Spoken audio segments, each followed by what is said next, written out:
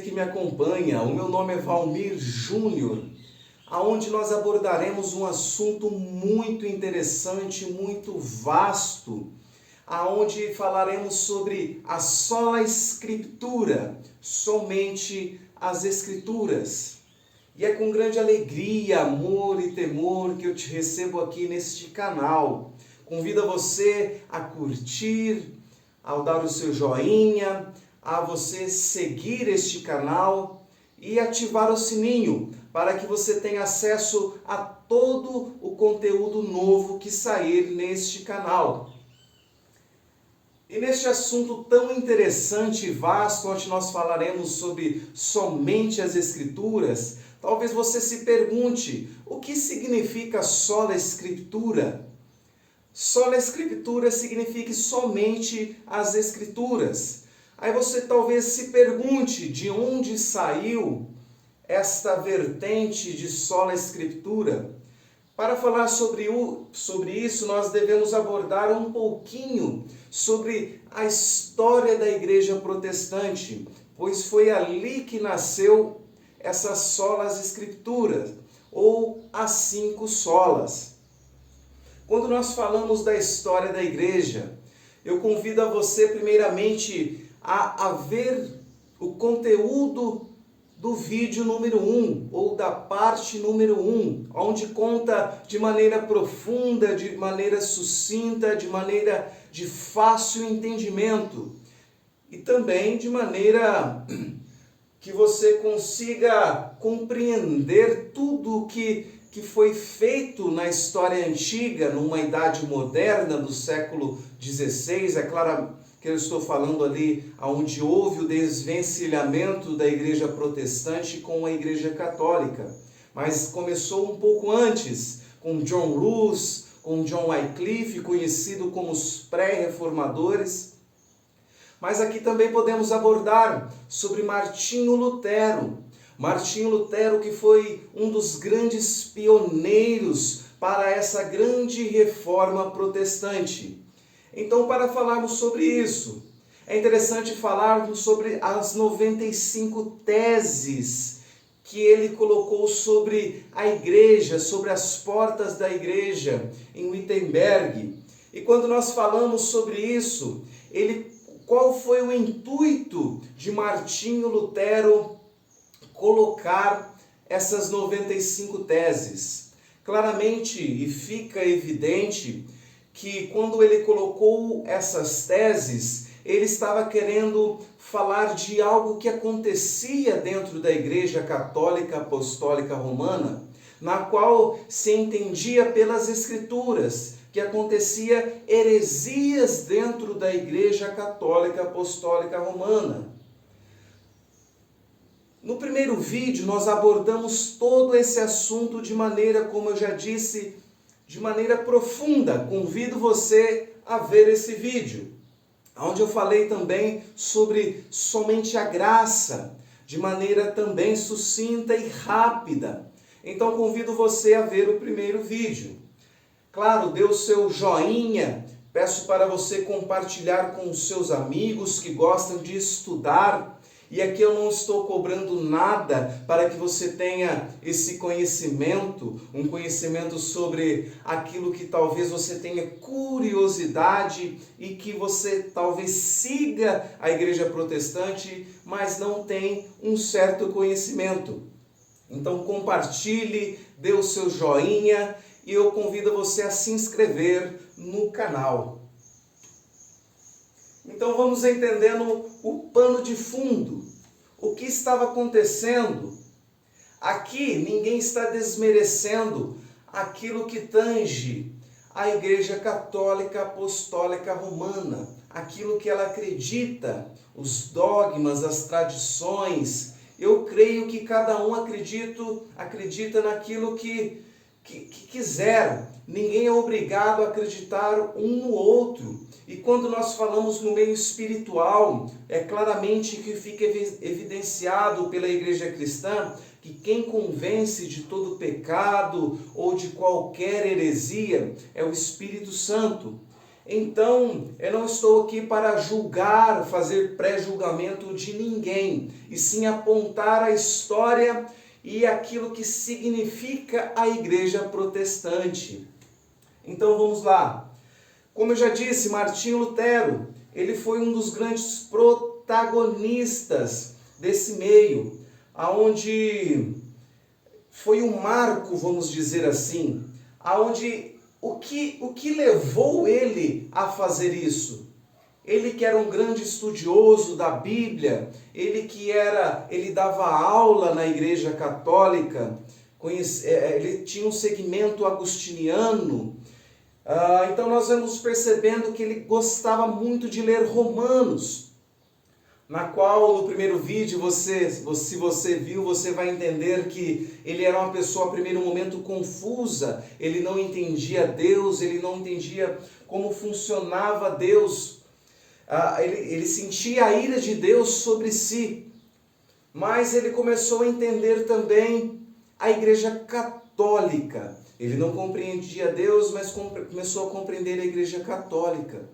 Então, nesse meio tempo, onde ele compreendeu a Igreja Católica Apostólica Romana, ele viu as heresias que ali continham.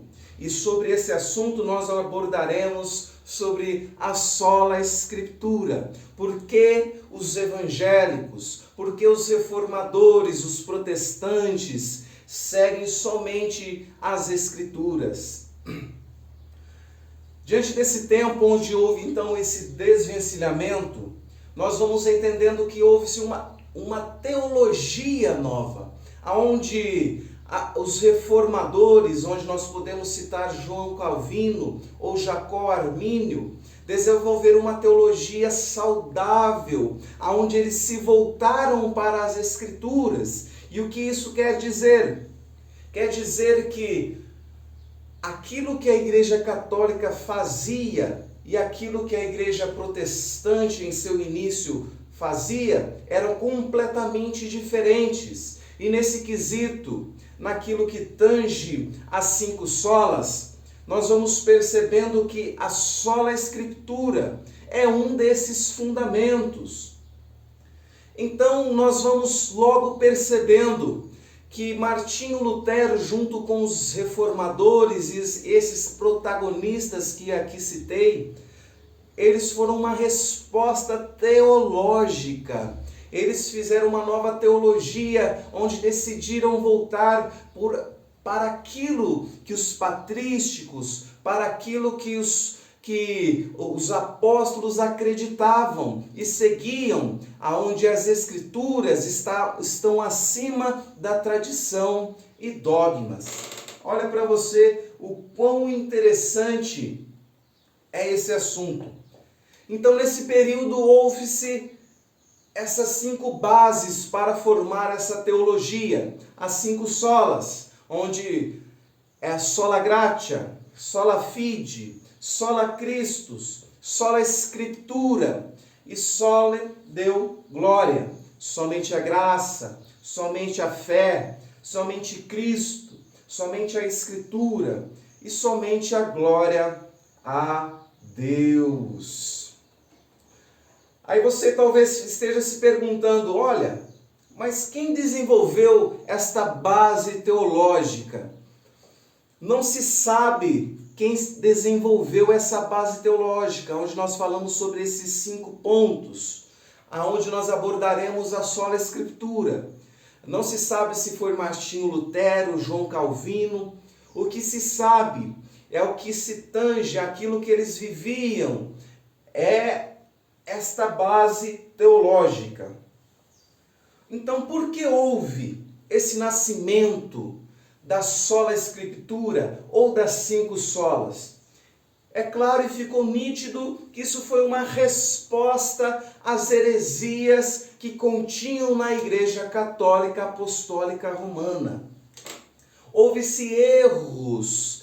A Igreja Católica caminhava a passos largos, segundo seus dogmas e tradições, aonde nós podemos falar: a igreja não pode conter manchas, A igreja não pode conter máculas. E quando se falamos disso, é preciso entender que não se pode entrar em contradição.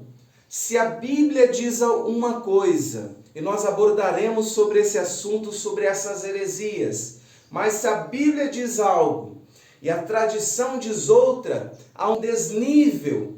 Você começa a perceber que não anda fluido. Então isso acontecia na Igreja Católica Apostólica Romana. Ela tinha contradições em si mesmas. Então Martinho Lutero houve como se fosse um estandarte ali, um ponto de partida para que ele fosse um dos grandes pioneiros para a grande reforma protestante. Ele alegava que o justo deveria viver pela fé.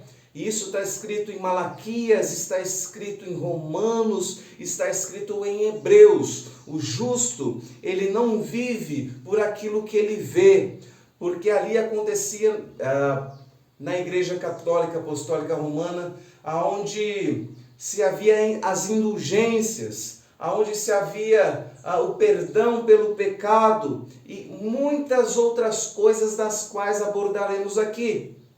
Então, o justo viveria pela fé. Se o justo vive pela fé e a igreja diz outra coisa, há esse desnivelamento, esse desnível sobre aquilo que é a igreja.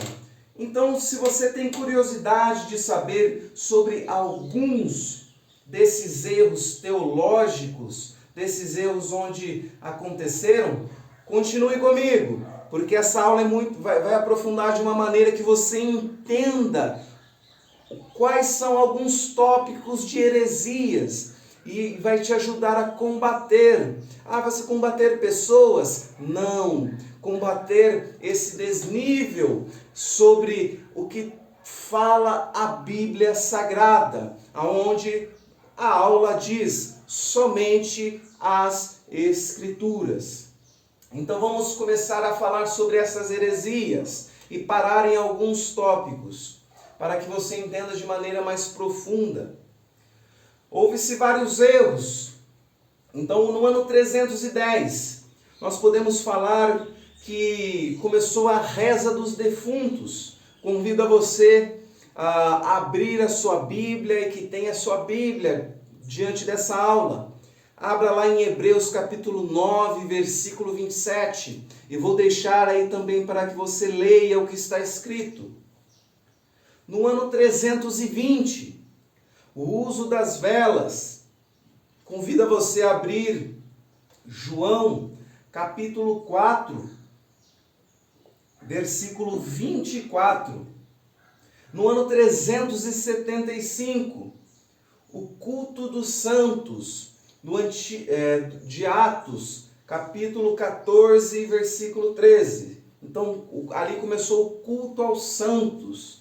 Convido você a abrir Atos 14, 13. No ano 404, nós vamos também percebendo que houve-se, foi modificado algumas coisas, onde a instituição da missa como sacramento perpétuo de Jesus. Convido você a abrir Hebreus capítulo 9, do 23 ao 26. E aqui esse tópico aqui nós abordaremos com você, para aprofundarmos um pouquinho mais. No ano 431, culto à Virgem Maria.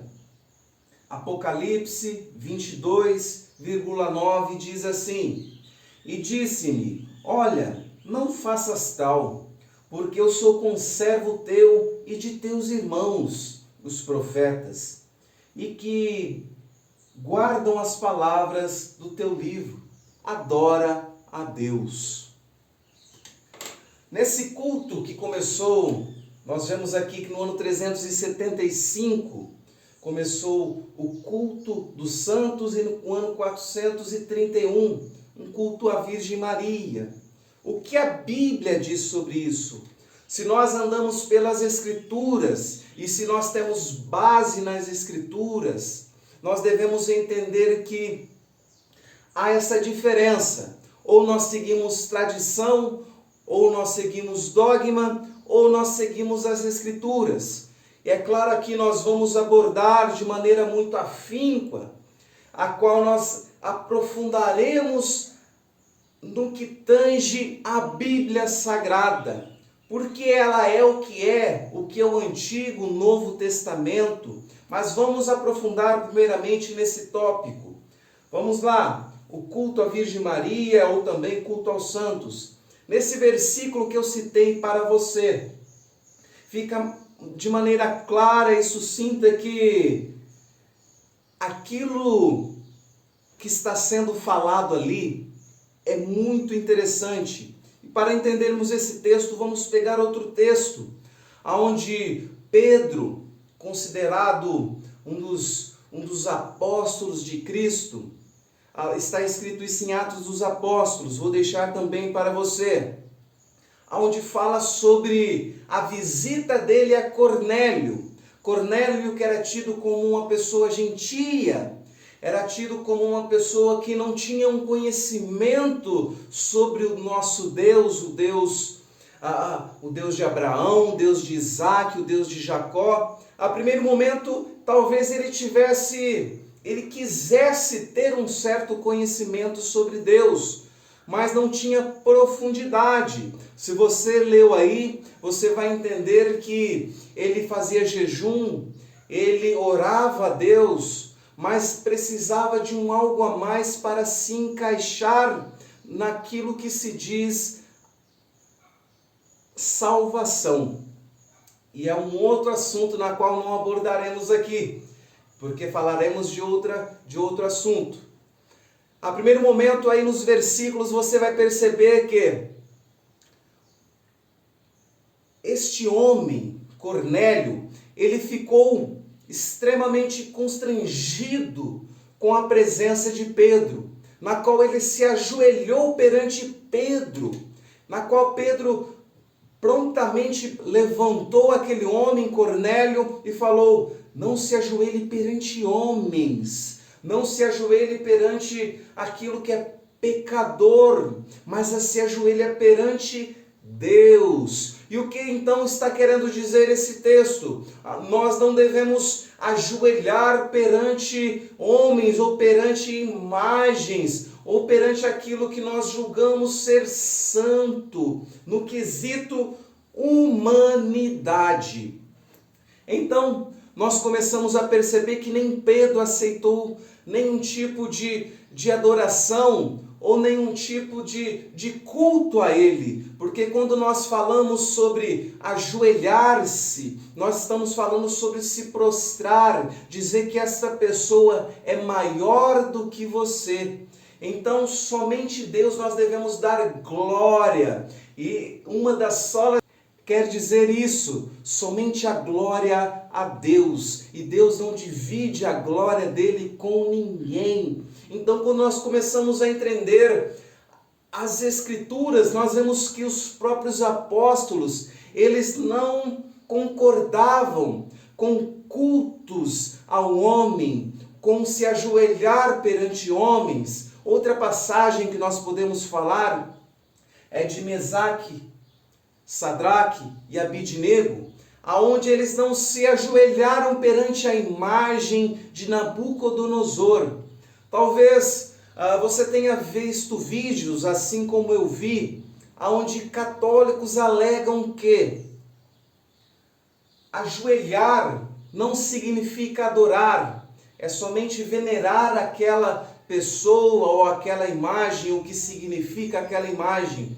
Mas eu digo a você que nesse contexto de Sadraque, Mesaque e Abidnego, nós entendemos que o se ajoelhar significa adoração. Então, novamente, a Igreja Católica entra em contradição com aquilo que ela própria diz, onde as Escrituras têm que sobressair, porque ela não contém a palavra de Deus, ela é a palavra de Deus. E talvez você, católico, talvez que deva estar assistindo esse vídeo, você fala assim: Por que que a minha Bíblia contém mais livros e a Bíblia protestante contém menos livros? Nós abordaremos também isso. Então vamos lá. Eu espero que você esteja entendendo que nós não adoramos imagens, que nós não cultuamos santos, que nós não cultuamos Maria. E no quesito falar de Maria, é claro que você também já deve ter visto alguns protestantes falando sobre Maria. E eu quero falar para você sobre Maria. Maria é a mãe de Jesus. Maria é agraciada. Ela que foi, vamos dizer, contemplada, aonde Deus olhou para ela de maneira muito linda, aonde ela foi uma serva fiel a Deus. Então, nesse quesito, não há o que falar de Maria, a mãe de Jesus. Eu quero falar sobre alguns versículos que dizem assim, que está escrito lá. E disse então Maria: a minha alma engrandece ao Senhor, e o meu espírito se alegra em Deus, meu Salvador, porque atentou na baixeza de sua serva. Pois eis que agora todas as gerações me chamarão bem-aventurada. Vamos falar sobre esses versículos aqui. A Igreja Católica denomina Maria como santa, imaculada, sem pecados. E o que a Igreja Protestante acredita? É claro que a Maria tem o seu valor, Maria, mãe de Jesus, porque ela foi uma serva fiel. Mas por que eu li esses versículos para que você entenda? Olha para você ver que interessante. A própria Maria, ela não se fez grande, muito pelo contrário, ela se fez serva. E como serva, assim como diz a palavra do Senhor, ela diz: a minha alma engrandece ao Senhor e se alegra em Deus, o meu Salvador. Quando nós falamos sobre essa Maria Imaculada, Maria sem pecados, onde ela foi assunta aos céus, e foi um desses tópicos aqui que nós falaremos mais à frente, o que quer dizer se alegra em Deus, meu Salvador? Ela era necessitada de salvação. Ela por si só, ela não conseguiria se salvar. Então, nesse quesito, o que fica explícito na palavra de Deus? Que Maria era uma pecadora. Ela não era pessoa sem mancha ou sem pecados. Porque quando nós falamos sobre o pecado, nós estamos falando que a própria Bíblia nos dá respaldo para dizer que todos pecaram e destituídos estão da glória de Deus. E você sabe o que isso significa? Está falando da humanidade, de todas as pessoas, todos os humanos. Eles pecaram, incluindo Maria. Então ela necessita de um Salvador. E ela alega isso aqui nesse versículo. O meu espírito se alegra em Deus, o meu Salvador. Necessita da salvação de Deus. Onde nós entendemos também que ela se fez serva. Ela se fez serva. Algumas pessoas, os católicos, denominam ela como uma rainha. E quando nós falamos de rainha, nós bem sabemos que Deus, Ele é rei. Ele é o Rei dos reis, Senhor dos senhores. E quando nós colocamos sobre ela, sobre Maria, este cargo de rainha, é claro que fica nítido que nós colocamos ela no mesmo patamar que Deus. e ela não é Deus, ela é uma serva, ela é uma criação de Deus, que nasceu para servir, para que o nome do Senhor fosse glorificado, aonde ela própria diz que ela está em Deus, que ela necessita dessa salvação.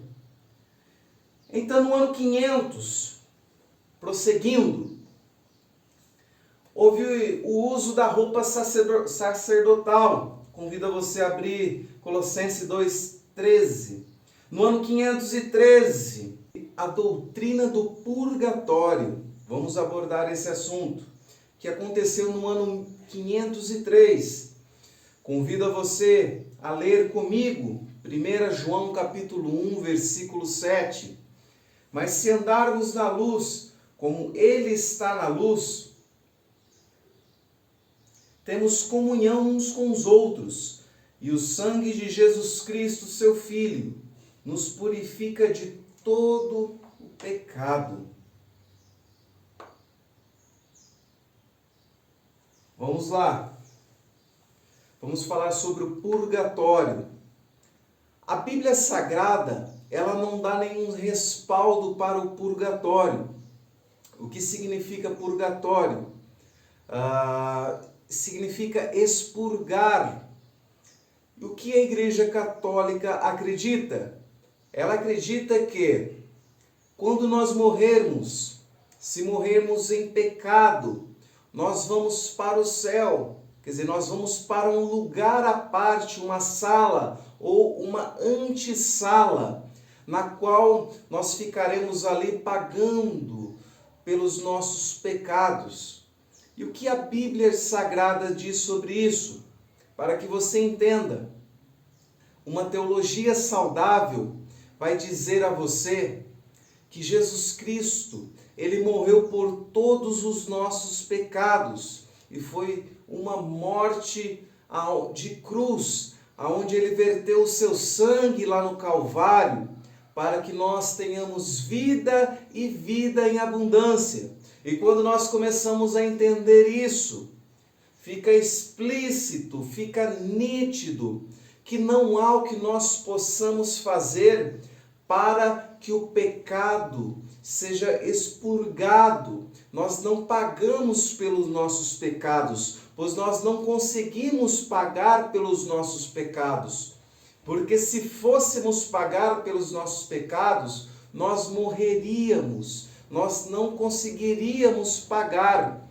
Então, pensando dessa maneira, biblicamente falando, primeiramente, não se tem antessala, não se existe purgatório.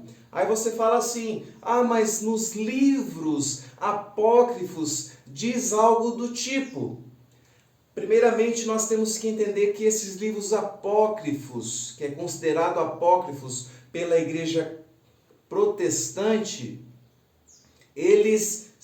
a própria palavra diz apócrifos, eles são livros obscuros, que não contêm uma inspiração de Deus. E quando nós entendemos isso, fica evidente, e nós falaremos porque eles contêm erros, e isso é um dos motivos, porque a Bíblia em nenhum outro livro fala sobre purgatório, aonde eu já disse que o que pagou, o que nos teve acesso para com Deus, o que nos deu acesso ao céu, foi o sangue de Jesus e não a ação humana. Não há o que nós possamos fazer para nos achegarmos a Deus, para que nos tornemos limpos. Não há o que possamos fazer. Vou deixar aí para você um versículo bíblico que fala sobre isso. E aqui sobre esse pecado, sobre o versículo que foi falado, para entendermos de maneira mais profunda. Fala do sangue de Jesus Cristo, o seu Filho, que nos purifica de todo pecado. Então não é a antessala que nos purifica de todo pecado, mas sim o sangue de Jesus Cristo. Então no ano 600,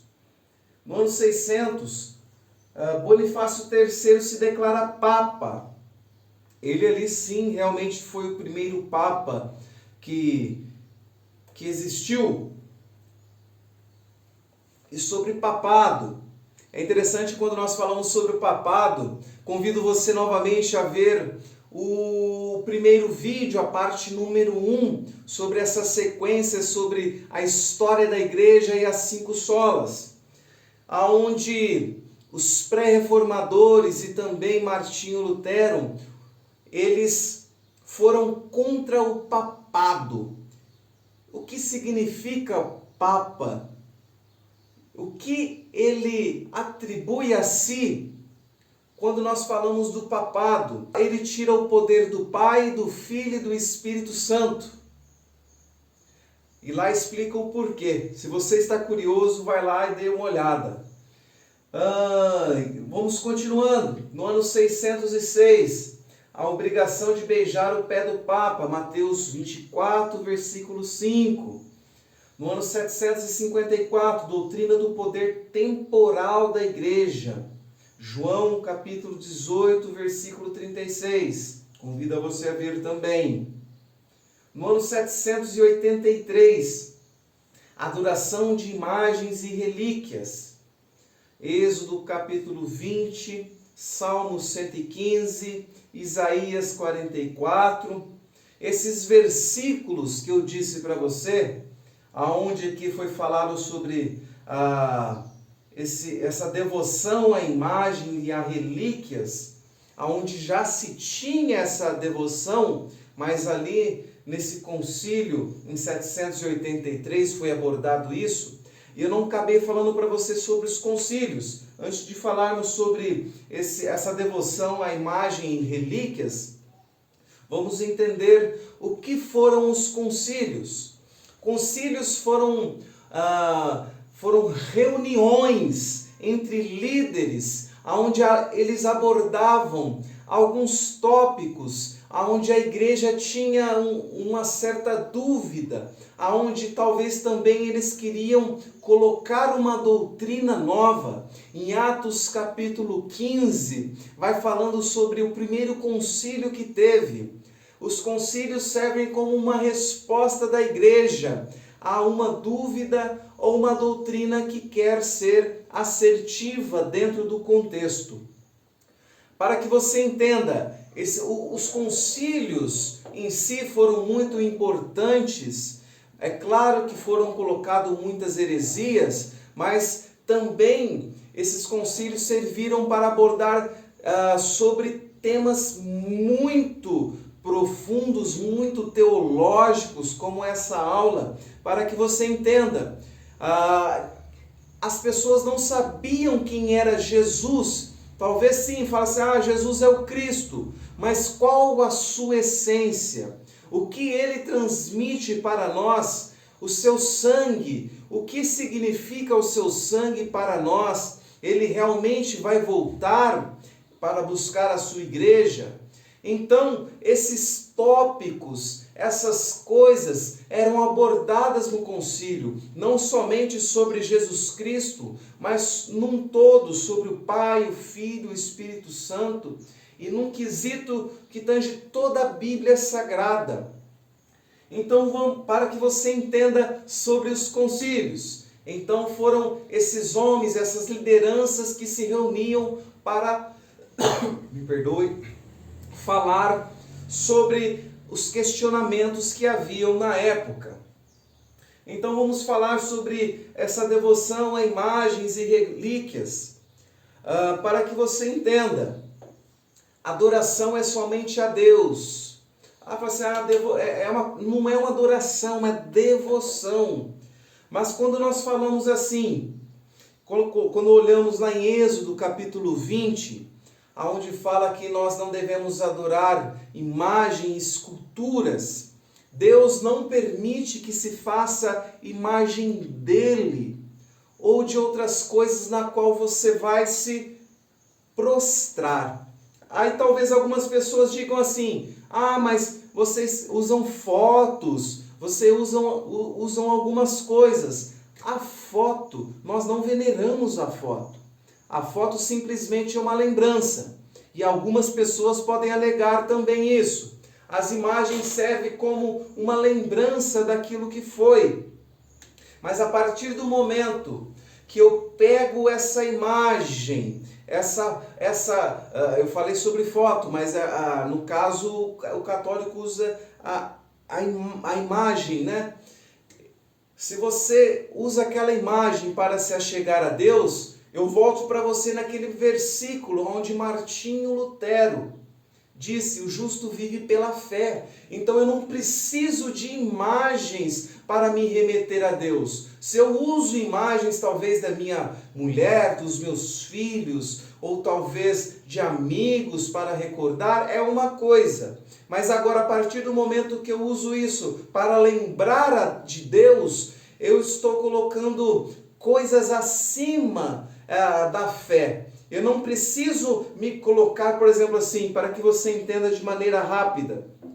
Eu não preciso olhar para essa caneca e perceber que ela é de Deus, que ela me remete a Deus. É para que você entenda. Nós, protestantes, nós não precisamos olhar para a caneca. Nós temos a fé, nós andamos pela fé. E a fé é o firme fundamento das coisas que não se veem. E quando nós entendemos isso, não é pelo que vemos, é pelo que nós sentimos. Tomé é aquele que precisava ver para ter a fé. E ele pecou naquele momento. Então, quando nós entendemos isso, que nós não necessitamos de imagens para nos achegar a Deus, simplesmente nos remete a isso. E Êxodo, fica nítido isso. Salmo 115, Isaías 44, não procureis coisas de barro, de madeira, porque elas não ouvem. Elas têm ouvidos, mas não ouvem. Ela tem olhos, mas não vê. Tem boca, mas não falam. Então, não tem porquê nós termos isto em casa. E a Bíblia nos fala sobre isso.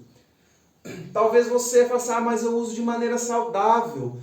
A Bíblia não nos dá respaldo para isso.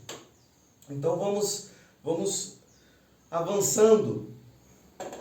No ano 880, o uso de água benta. No ano 993, a canonização dos santos. No ano 1546, aonde aconteceu a reforma, quer dizer, já tinha acontecido a reforma protestante, mas o ano 1546 foi uma contra-reforma da Igreja Católica Apostólica Romana, conhecida como Concílio de Trento. O que foi o Concílio de Trento?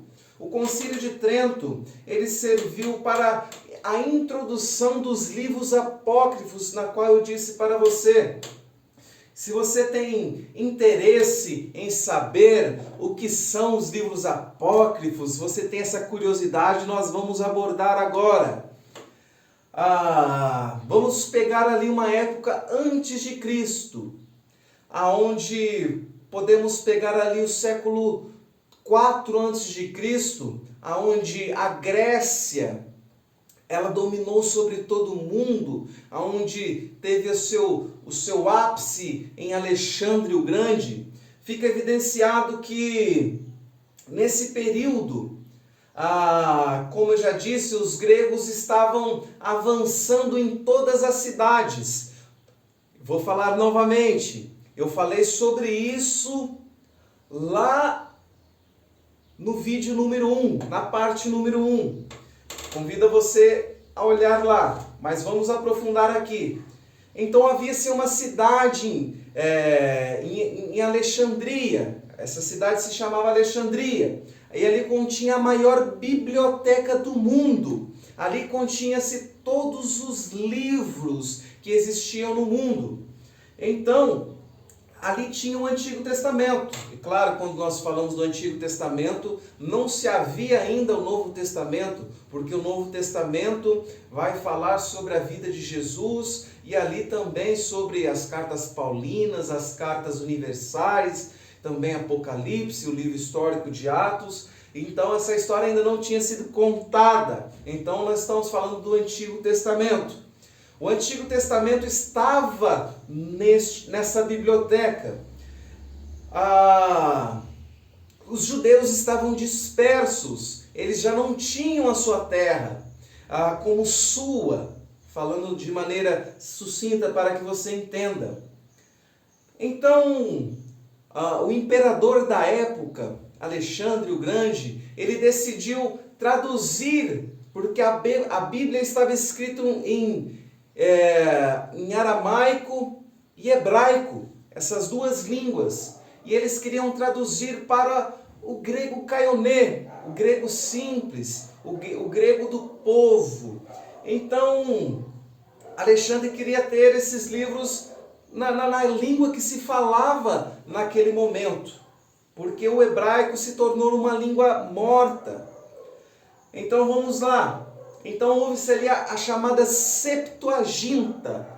Na Septuaginta foram-se traduzidos o Antigo Testamento, onde 70 anciãos eles se propuseram a traduzir a Bíblia Sagrada. É interessante falar também que desses 70 homens não houve-se erros, porque quando se vai traduzir, para que você entenda, quando se vai traduzir algo de uma língua para outra, há uma interpretação, e nós podemos ter várias interpretações, e aí está um quesito para nós acreditarmos na Bíblia Sagrada como um fundamento de fé.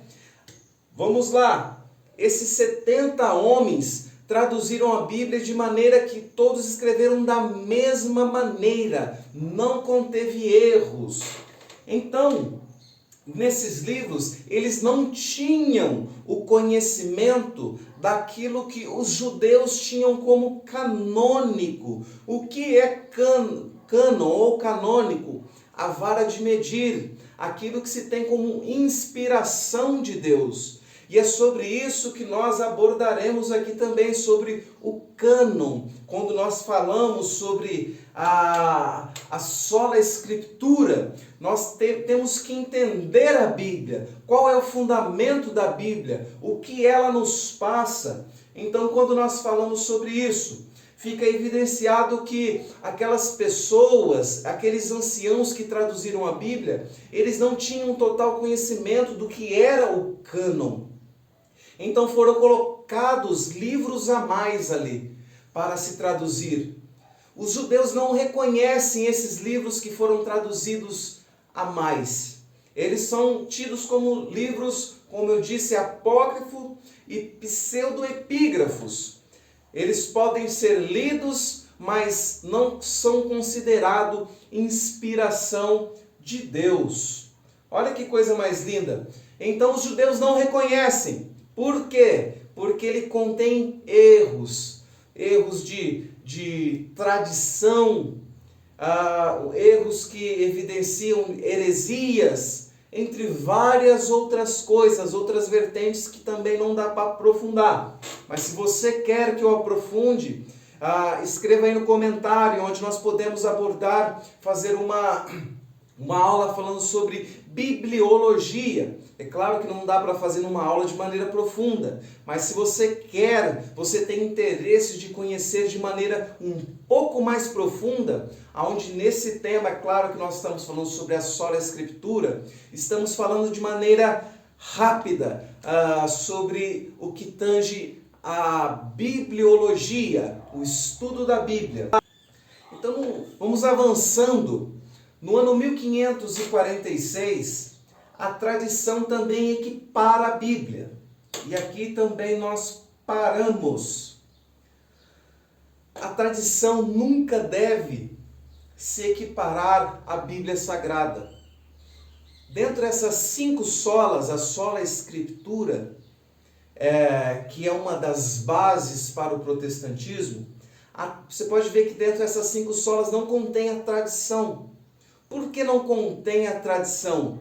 Porque se nós equipararmos a tradição com a Bíblia Sagrada, nós podemos falar que, como a Igreja Católica Apostólica assim o faz, nós podemos dizer que a tradição ela pode sobrepor a Bíblia Sagrada, aonde não importa se contém heresias na nossa tradição, importa que elas andam juntas, ou talvez, e é assim que a Igreja Católica faz, a tradição está acima da Bíblia Sagrada.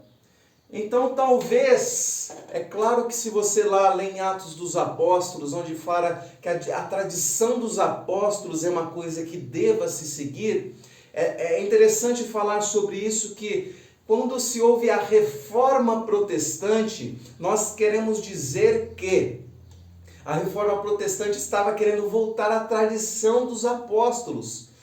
A igreja já fugiu daquilo que era a tradição dos apóstolos. Então essa reforma, e a reforma já dá incidência disso, já dá o significado. A reforma, vamos reformar, vamos voltar aos princípios, porque isso já está velho, já está danificado, e é preciso fazer uma coisa nova, no caso, voltar aos princípios. E a palavra de Deus se renova a cada dia. Olha que coisa mais linda.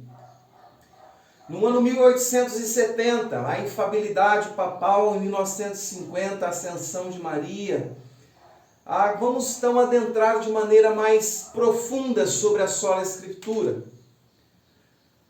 Vamos entender um pouco sobre esse cânon, essa régua de medir, que aqui um pouquinho foi falado. A régua de medir se tem o significado de inspirado por Deus, inspiração de Deus. A formação do Antigo Testamento, ela fala sobre a formação da Bíblia, que se deu-se num espaço de 1046 anos.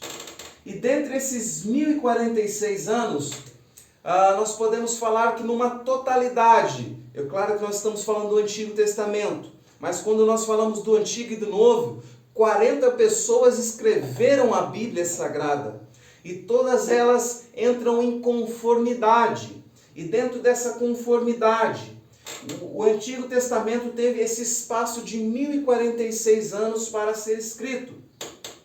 E o Novo Testamento, falando agora do Novo Testamento, ela dá uma veracidade para o Antigo, porque ela fala 300 vezes acerca de maneiras diretas, dando essa veracidade ao Antigo Testamento. E o próprio Jesus, ele dá essa veracidade e também aprovação no que se tange, naquilo que se fala sobre o Antigo Testamento.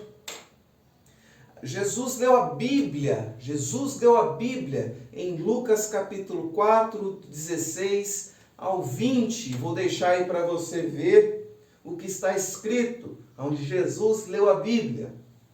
Então, e Jesus também ensinou a Bíblia. Lucas 24, 27. Olha para você, interessante. Jesus leu, Jesus ensinou, Jesus chamou de a palavra de Deus. Então não tem como nós fugirmos disso. Não temos como colocar a tradição acima da Bíblia, porque ela não contém a palavra de Deus. Ela é a palavra de Deus. Isso está escrito em Marcos, capítulo 7, versículo 13. E também Jesus afirmou que elas eram a verdade. João 17, 17, onde diz: santifica-os na tua verdade. E a tua verdade é a palavra. Olha que coisa mais linda.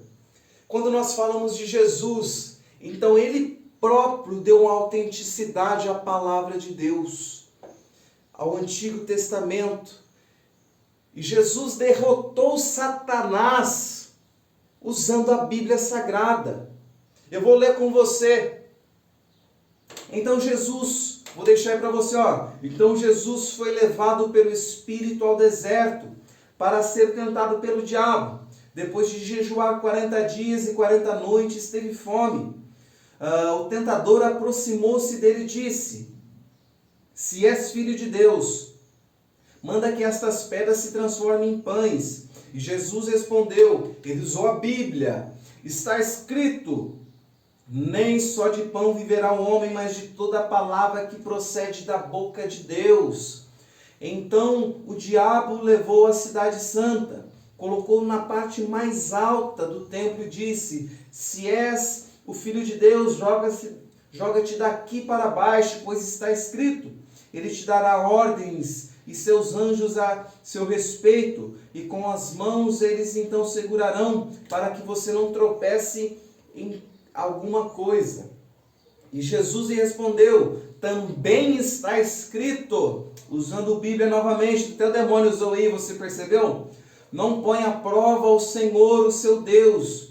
Depois o diabo levou a um monte muito alto e mostrou-lhes todos os reinos do mundo e o seu esplendor, e disse-lhe, tudo isso te darei se prostrares e me adorares. E Jesus disse-lhe, retira-te, Satanás, e usando a Bíblia novamente, pois está escrito, adore ao Senhor o seu Deus, e só a Ele preste culto. E nós falamos já sobre isso. Então o diabo o deixou, e os anjos vieram e o serviram. O próprio Jesus, ele testifica e derrota o demônio usando a palavra de Deus. Ele testifica, por que ele testifica? Porque ele usa, dando autenticidade à palavra de Deus. O próprio Jesus, ele usou em seu benefício. Então, se até Jesus usou, imagine nós, leigos, imagine nós, pecadores, necessitados da graça de Deus, se nós não usarmos a Bíblia Sagrada.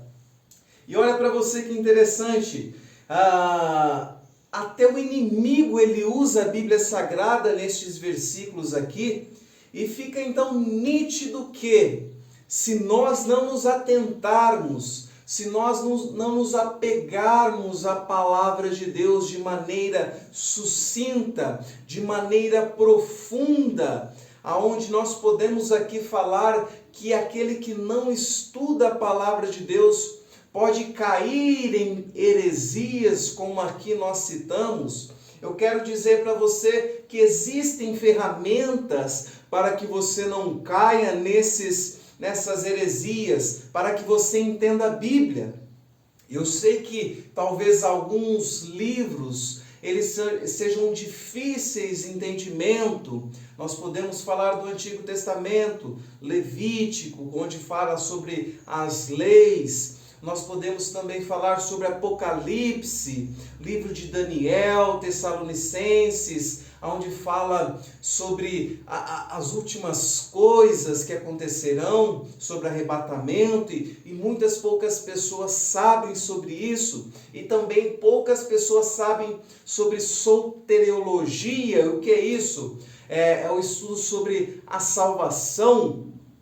Então, a Bíblia ela vai conter tudo aquilo que nós precisamos para continuar a nossa vida, para que nós tenhamos uma vida saudável.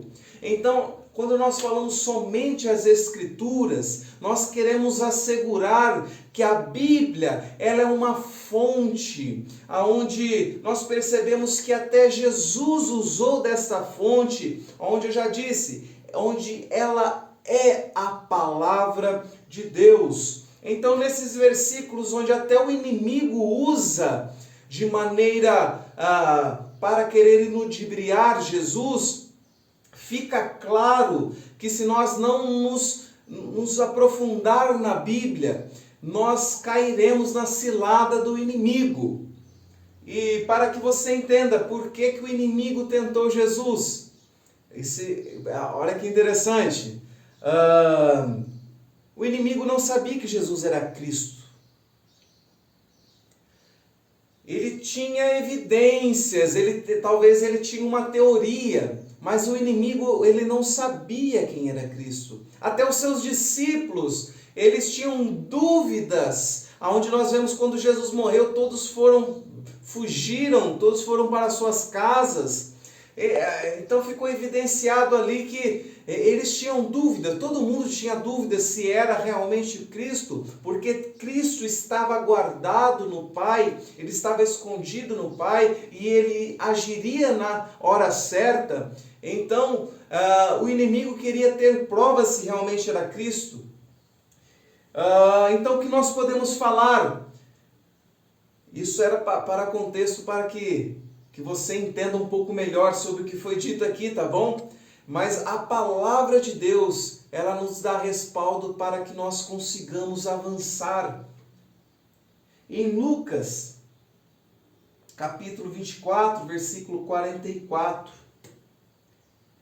aonde fala: e disse-lhes: foi isso que eu lhe falei, enquanto ainda estava com vocês. Era necessário que se cumprisse tudo o que a meu respeito estava escrito na lei de Moisés, nos profetas e nos salmos. Olha para você ver que coisa linda.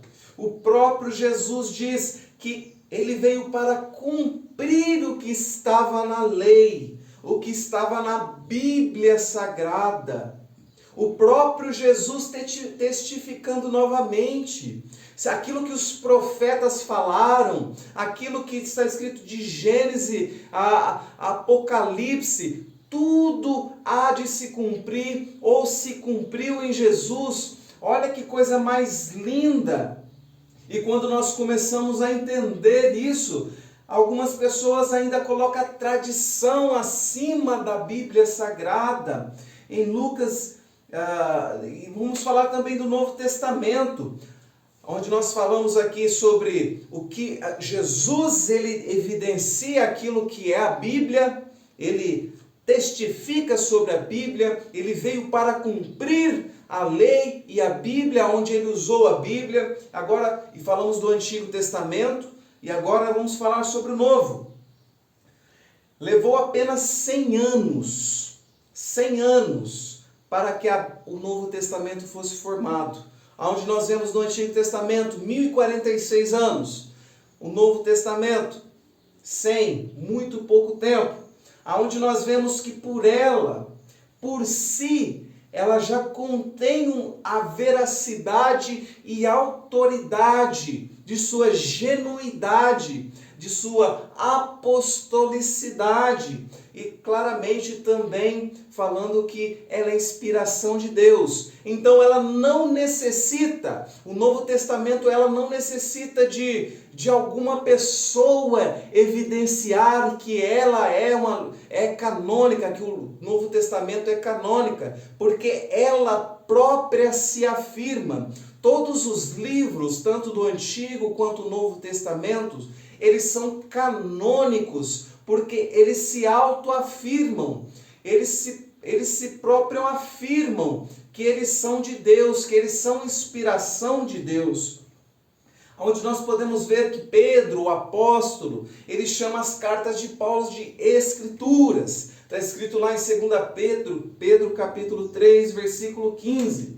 As escrituras do Novo Testamento só foram reconhecidas. É claro que elas eram usadas nos primórdios, ali na igreja primitiva. Eram usados esses livros, mas eles não eram canônicos ainda. Onde pessoas como Agostinho, como Jerônimo, como alguns outros patrísticos, eles ajudaram nessa canonicidade.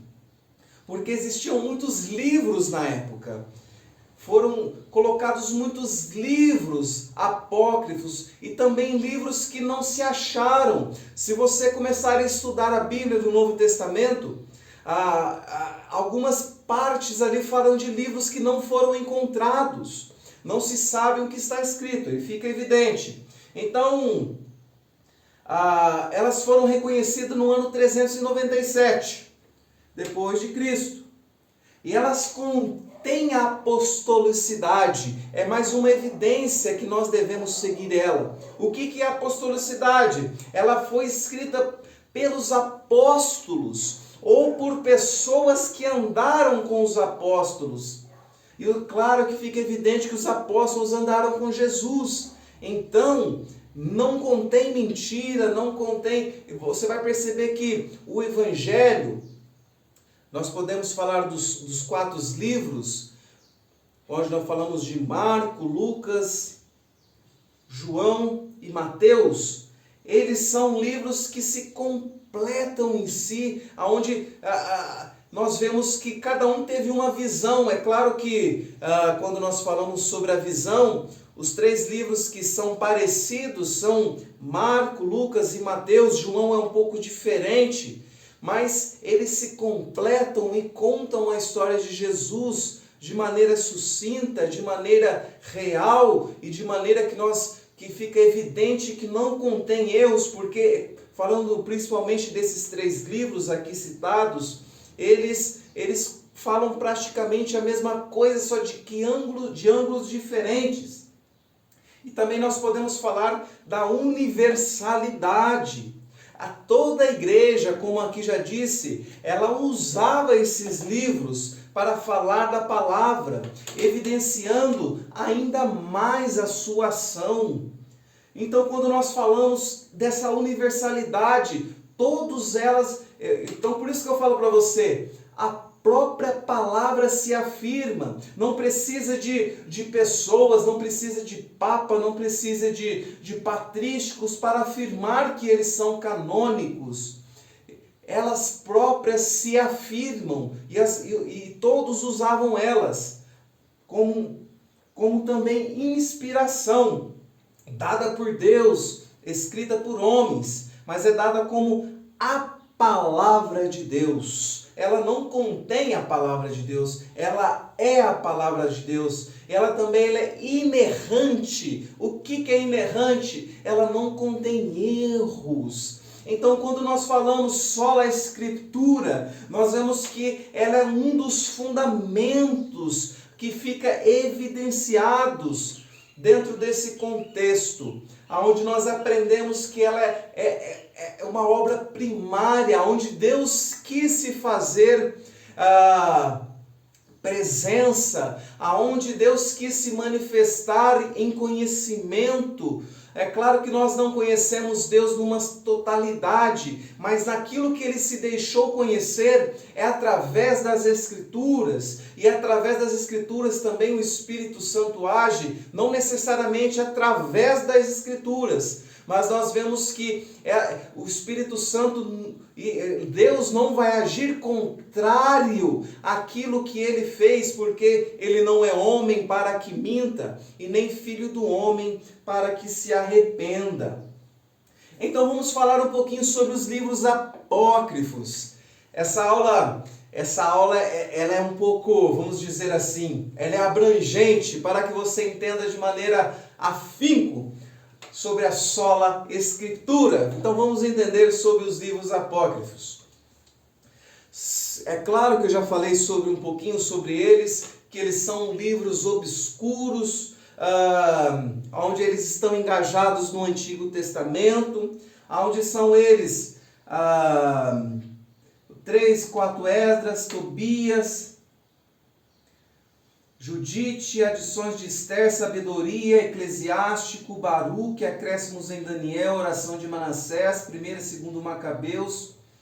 E esses livros foram aprovados no Concílio de Trento, como aqui já disse para vocês, lá no meio da aula. Eles foram colocados na Septuaginta. Os patrísticos, aqueles que fizeram o cânon, que ajudaram no cânon ou que ajudaram na formação da nossa fé, conhecido como os heróis da fé, eles não consideraram esses livros como canônicos. Alguns deles nós podemos falar: Tertuliano, Atanásio, Jerônimo, Melito. E quais heresias contém nesses livros apócrifos? Para que você entenda o que são heresias.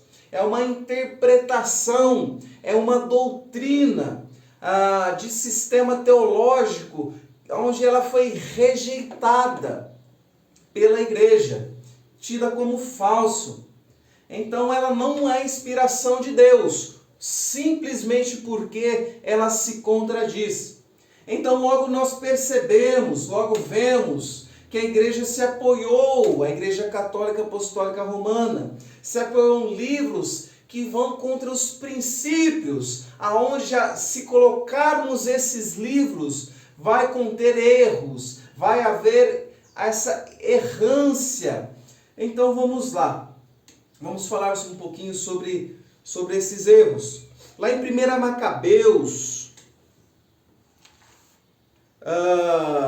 vamos lá, vamos achar aqui. Vamos falar de Macabeus, não vamos falar de Tobias.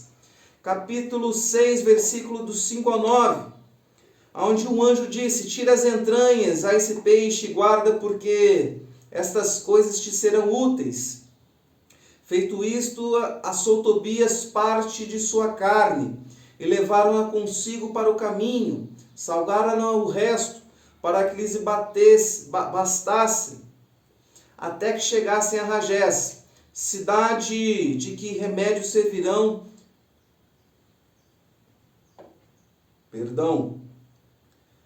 Ragés, cidade dos medos. Então Tobias perguntou ao anjo e disse-lhe: irmão Azarias, suplico-lhe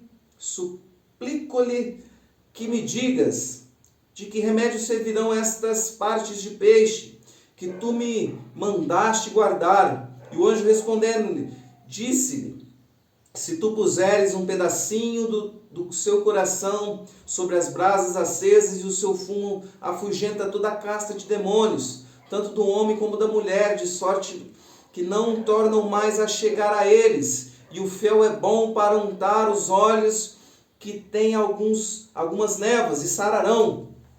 Então este ensino aqui contém uma heresia muito grande. Primeiramente que o anjo, ele mentiu sobre a sua identidade. Você já viu anjo mentir? Anjo foi feito para mentir? O anjo que mentiu, ele é conhecido como o pai da mentira.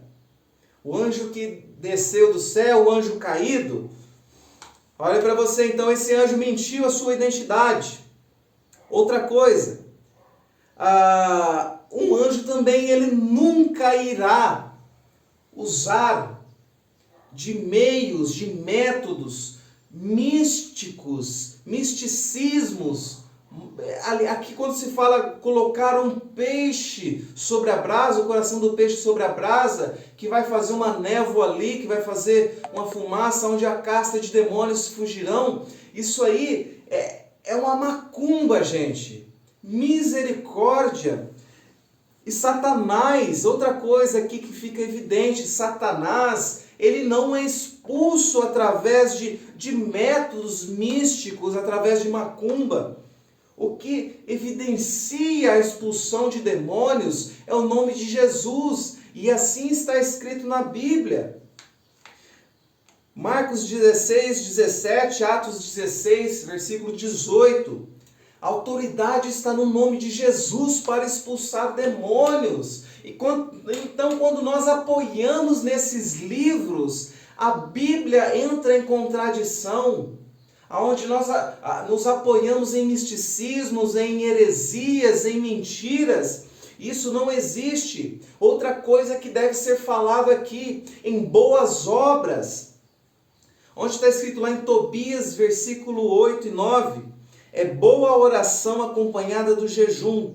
Dar esmolas vale mais do que juntar tesouros de ouro, porque a esmola livra da morte eterna, e é que apaga os pecados e faz encontrar a misericórdia e a vida eterna.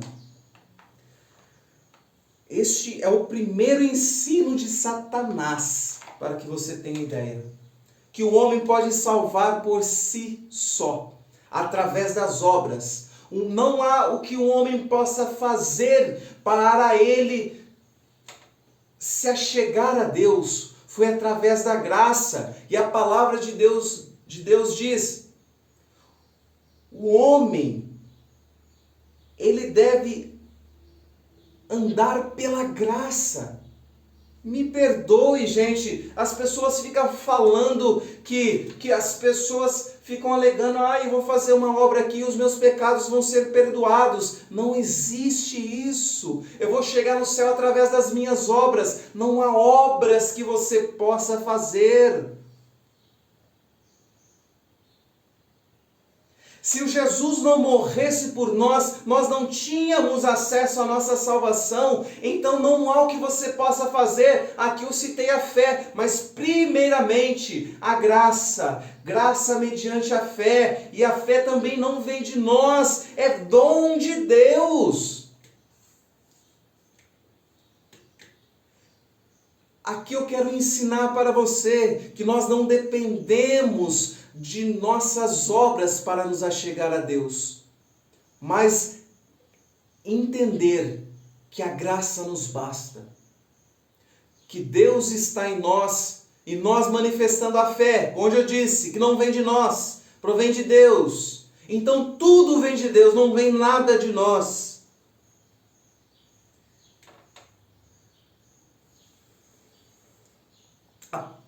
Quando nós, já vamos entrar para o final, céus e terras passarão, mas a palavra do Senhor não passará. Então, quando nós olhamos a palavra de Deus, para aqui nós terminarmos, nós não devemos nos achegar a heresias, nós não devemos chegar em coisas que nos levam fora do caminho de Deus. Uma base que nós temos que andar somente às Escrituras. Não se apegue a heresias, não se apegue a dogmas, a tradição. Porque a tradição passa, dogmas passa, mas a palavra do Senhor fica. Não é tradição que nos mantém regenerados. Não de uma semente perecível, como está escrito em 1 Pedro, capítulo 1, versículo 23 e 25, mas por meio da palavra de Deus viva e permanente. É por meio da palavra que nós somos regenerados. É através do conhecimento da palavra de Deus. Isso é bom e agradável a Deus, que todos os homens sejam salvos, cheguem ao conhecimento da verdade. E a verdade está falando aqui da palavra de Deus. E que essa aula fique no teu coração, queime no seu coração, que entendamos que não parte de nós. É aquilo que Deus se deixou conhecer através da Escritura, onde nós andamos por essas 5 solas, aonde nós entenderemos como caminhar de maneira mais sucinta, mais firme, mais implacável, de maneira que o inimigo vai atacar, mas você vai ter fundamento. Então é isso que eu quero falar para você. Você que conseguiu chegar até aqui, obrigado. Continue nos acompanhando, porque o que nós fazemos aqui é para que o nome do Senhor seja glorificado. Não é para a igreja, não é para um povo, não é para a nação. É para que o nome do Senhor seja glorificado e nós cheguemos ao conhecimento de Deus. Então fique na paz do Senhor, fique com esse estudo maravilhoso. E nós vamos avançando. Logo mais postarei outro vídeo. Fique com Deus, fique na paz do Senhor.